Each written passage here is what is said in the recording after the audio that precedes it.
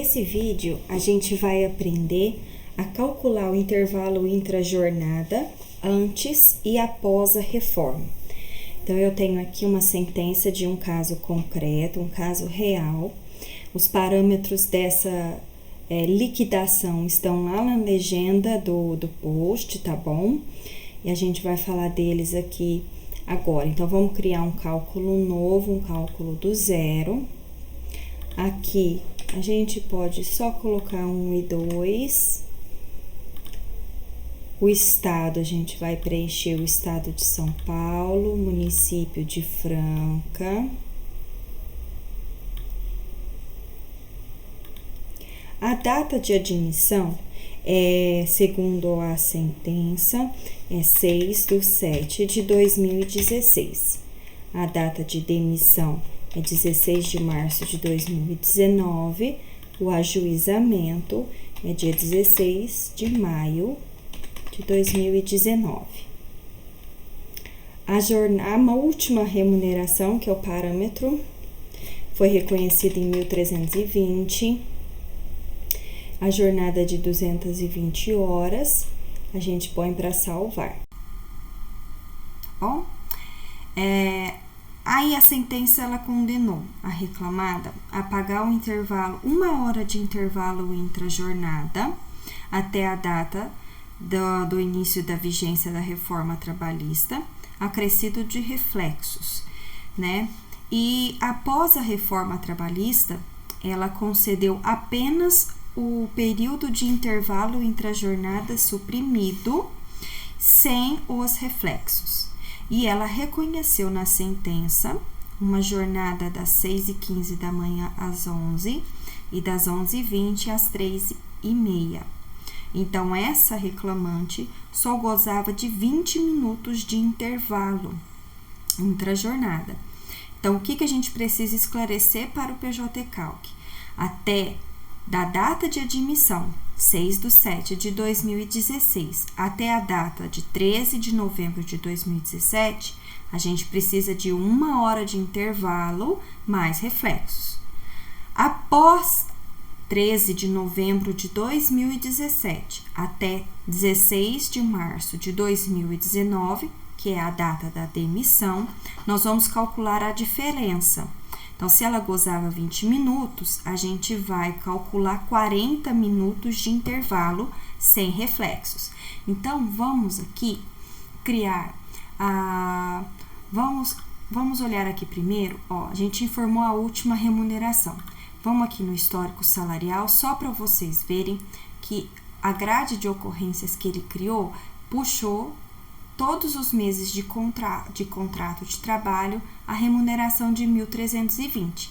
Essa vai ser a nossa base de cálculo para o intervalo intra-jornada, tá bom?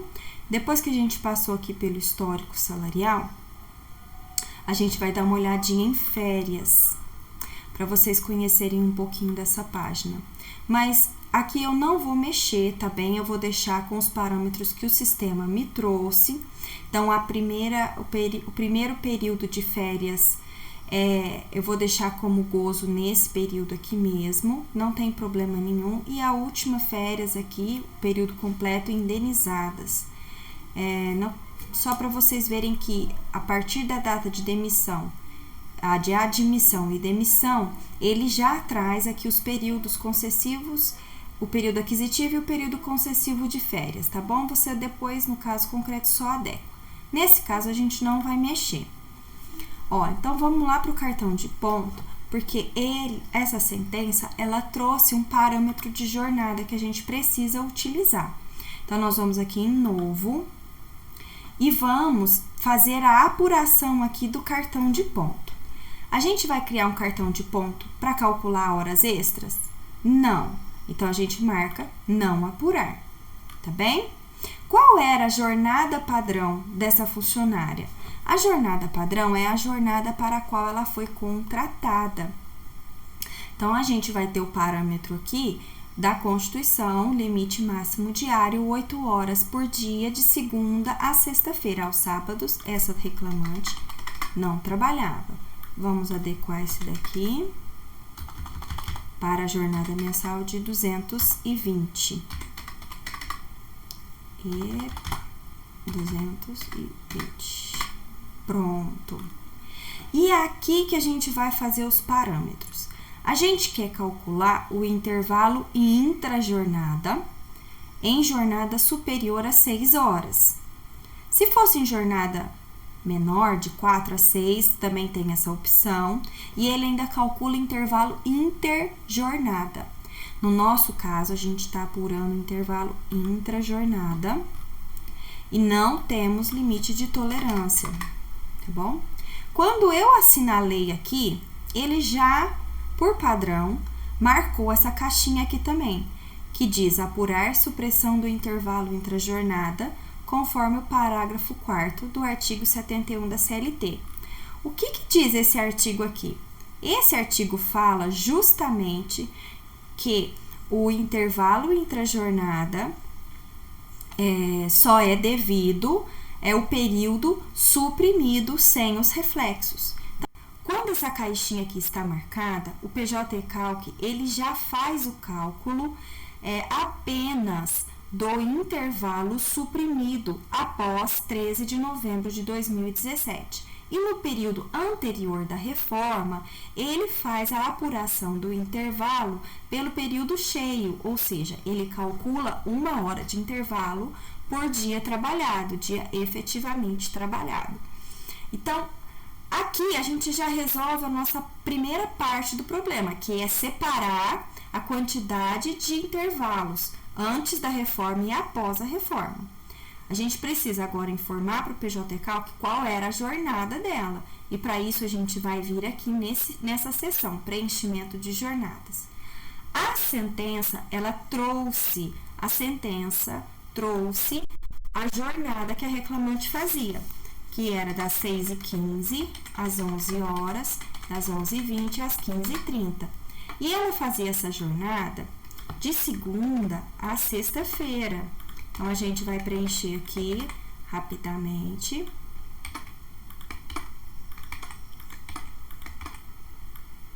Onze e 20. Opa!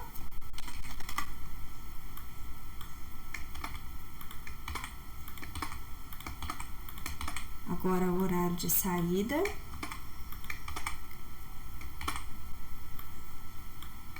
Muitas habilidades nesse momento, vocês estão vendo, né?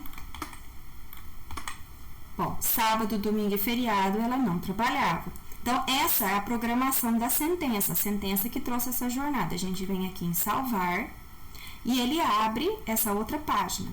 A gente vem aqui em visualizar cartão e informa a data de fechamento mensal do cartão de ponto. Nesse caso aqui, é dia 25, tá bom? Ó, vamos ver a magia acontecer. A gente clica em apurar cartão de ponto.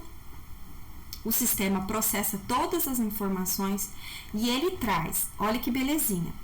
Ele traz todos os meses do período do contrato de trabalho, todas as horas trabalhadas com base na jornada programada pela sentença, qual é a quantidade de horas de intervalo intrajornada que são devidas e a quantidade de dias trabalhados. Observem que aqui nós temos dias trabalhados e a quantidade de horas. São equivalentes, né? São correspondentes. Por quê? Ó, antes da reforma trabalhista, era 1 hora de intervalo para cada dia trabalhado, independentemente da quantidade usufruída de intervalo. Então, deve haver a correspondência aqui. Agora, vamos lá para o mês de novembro. Olha que bacana. Aqui em novembro de 2017, que é o mês que entra em vigor a reforma, nós temos o cálculo já um pouco diferente, ó. Nós temos 20 dias trabalhados e 17,3 horas de intervalo devidas, tá? Calculadas pelo sistema. Então, aqui vocês podem perceber que ele já fez a separação. Antes da reforma, 1 por 1, depois da reforma, só o período suprimido, ok? Vamos voltar. na grade de ocorrências, ó, para vocês conhecerem o cartão de ponto. Ele traz dia a dia, tá? O preenchimento da jornada que eu programei lá atrás, e aqui a gente tem todos os meses, tá bom?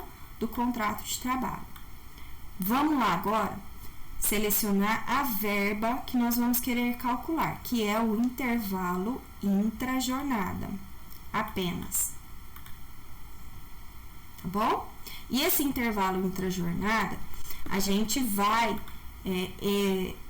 calcular os reflexos dele durante um período do contrato. Então, ó, repouso também.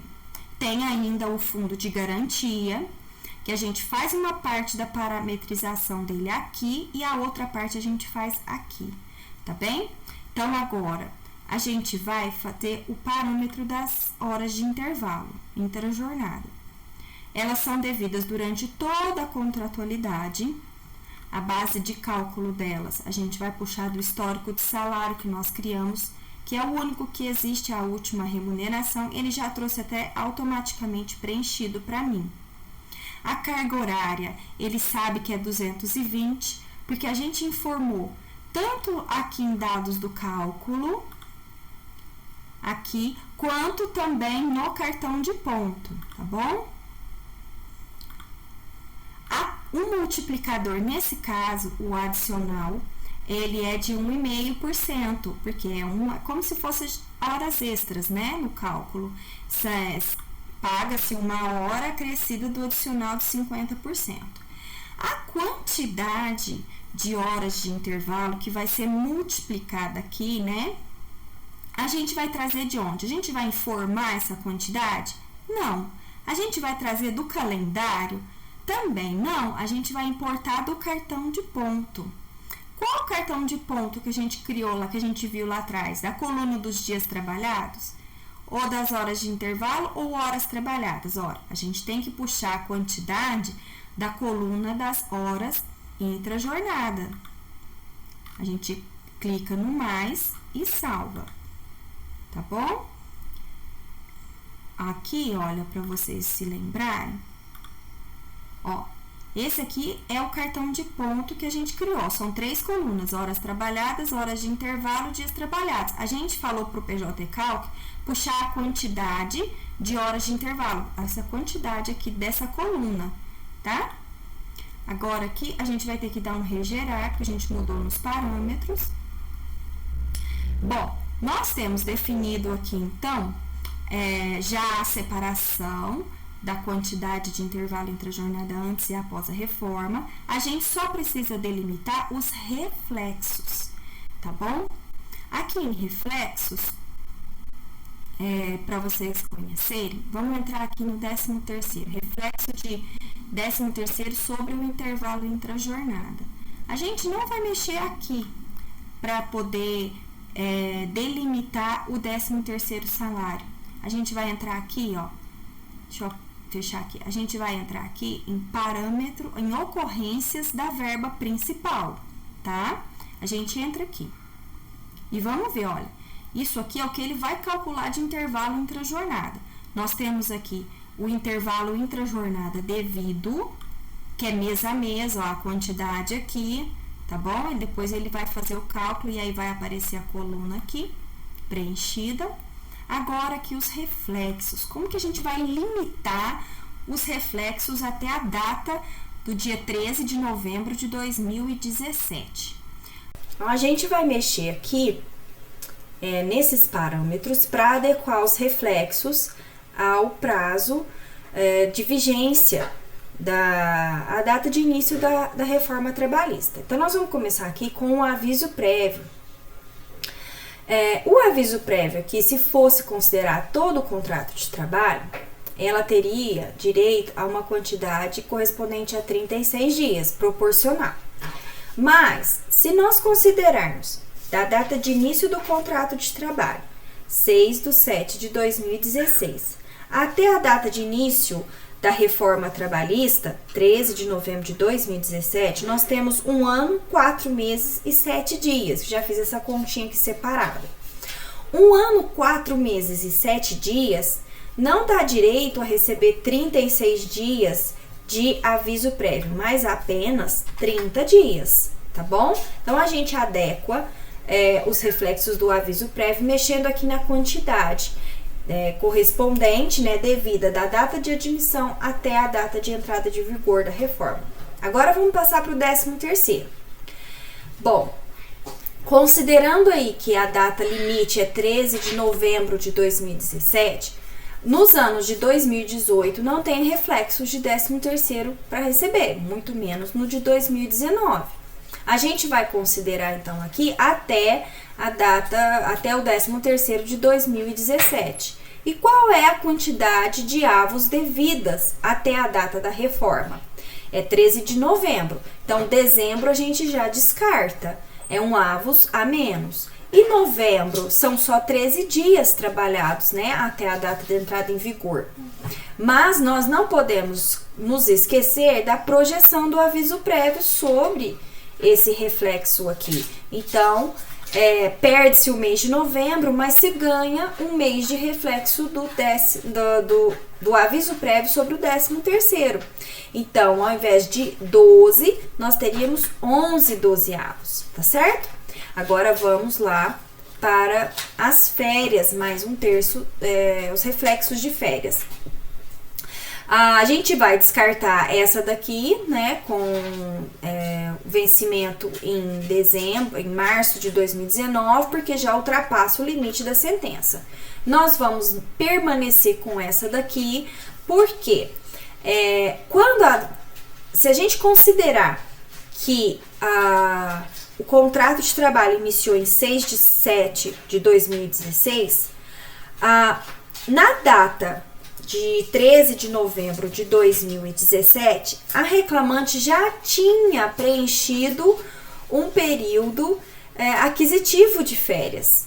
Então, quando ela, na data do dia 13 de novembro, quando a reforma entrou em vigor, ela já tinha direito a receber 12 dozeavos de férias. Então, a gente não vai mexer nessa quantidade aqui de férias. Agora, do período aquisitivo remanescente, que corresponde aos meses de julho de 2017 a novembro de 2017, que é aquele período, o segundo período aquisitivo que ela iniciou, ela vai ter direito de receber aqui apenas 4 dozeavos, tá bom? Então, a gente mexe aqui nessa quantidade e desmarca essa daqui. Em relação ao repouso, a mesma coisa, o mesmo raciocínio. A gente vai desmarcar os checkboxes dos meses posteriores a novembro de 2017, que aí o sistema não vai calcular esses reflexos aqui. Ó, vamos desmarcar todos os meses. E aí, em relação a novembro de 2017, a gente precisa adequar a quantidade, porque o sistema traz aqui 30 dias, mas na verdade são só 13 dias de novembro, né? E 13 dias de novembro tem equivalentes a 2 domingos, 2 repousos. Então, a gente mexe aqui na quantidade, adequa ao prazo limite da sentença e põe em salvar. Tá bom? Agora, a gente vai terminar de parametrizar o FGTS, porque aqui a gente já marcou ele, o FGTS já vai ser recolhido sobre o intervalo intrajornada, né? Vai ser calculado. Mas falta a multa de 40%, a gente vai deixar, é só marcar aqui e por salvar, tá bom? As demais marcações, vamos ver aqui, contribuição social, imposto de renda também, ok. Vamos lá em operações, liquidar. Ele trouxe alguns alertas que não vão impedir a liquidação de cálculo, é só uma checagem. Olha, a quantidade do aviso prévio aqui foi alterada, você tem certeza? Temos, né? A gente só alterou porque teve essa adequação. E ele faz essa alerta para todas as verbas. É só para dizer, tem certeza que mexeu porque não é o padrão? É isso mesmo? É porque a gente já tem definido que a sentença, ela só deu os reflexos aqui, né, até a data de início da vigência da reforma. A gente põe em liquidar, vamos conhecer aqui o relatório, para vocês verem que interessante. Só um minuto que ele está acabando de processar. Perfeito. Open. Ele vai abrir um PDF. Olha só. Ele traz aqui o cálculo do intervalo, todos os reflexos calculados, valores corrigidos, os juros. Aqui embaixo, ele separa o que é verba, do que é FGTS, deduz a contribuição social e imposto de renda e traz o líquido, tá bom? Vamos só descer um pouquinho para vocês verem aqui o cartão de ponto. E vamos lá pro limite, 13 de novembro de 2017. Aqui o dia 13. Olha só, no dia 10, né, que é a sexta-feira, depois sábado e domingo. No dia, a gente tem que, pela jornada de trabalho, as horas trabalhadas, 8,92. E horas de intervalo devidas, 1 hora por dia. Agora, a partir do dia 13, ele já apura diferente, ó. São 0,67 horas. Da onde que veio isso? É porque, gente, a gente precisa transformar os minutos em horas. Isso aqui não tá em minutos, isso aqui tá em horas, é uma fração de horas. Se a gente pegar 20 minutos, que é o intervalo que essa reclamante fazia, e dividir por 60, a gente vai achar essa dízima, 0,33. 20 minutos representa 0,33 horas. Se a gente subtrair de 1 hora cheia, a gente vai achar 0,67, que é o que ele traz aqui. O que corresponde isso? Vezes 60, corresponde exatamente aos 40 minutos que ela deixou de usufruir de intervalo intra-jornada, tá bom? Para vocês compreenderem, vamos descer mais um pouquinho aqui. Nessa parte do relatório, ele traz o intervalo intra-jornada mês a mês, o valor devido. Então, ele vem aqui todos os meses do contrato de trabalho. O 13º, ele calcula do mês do ano de 2016 e a proporção que nós fizemos de 11/12, né? Referentes a 2017, conforme a explicação que a gente já fez, ó. O aviso prévio também, 30 dias. As férias, ele só trouxe aquelas que a gente marcou.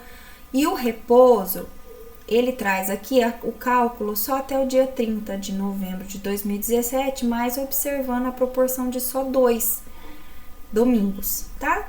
Mais para baixo tem juros, FGTS, a multa, a contribuição social, parte segurada, parte reclamada, e por aí vai, gente. É isso. Eu espero que que tenha sido o vídeo bastante esclarecedor, né? Que tenha auxiliado vocês aí. Qualquer coisa, a gente tá nas redes sociais, podem deixar seu comentário. Não esqueçam de deixar o seu like, tá bom? No vídeo, e se inscrever no canal, assinalando ali os sininhos para receber as notificações e ficar por dentro sempre de quando a gente colocar vídeo novo aqui no nosso canal, tá bem? Um abraço e até o próximo vídeo.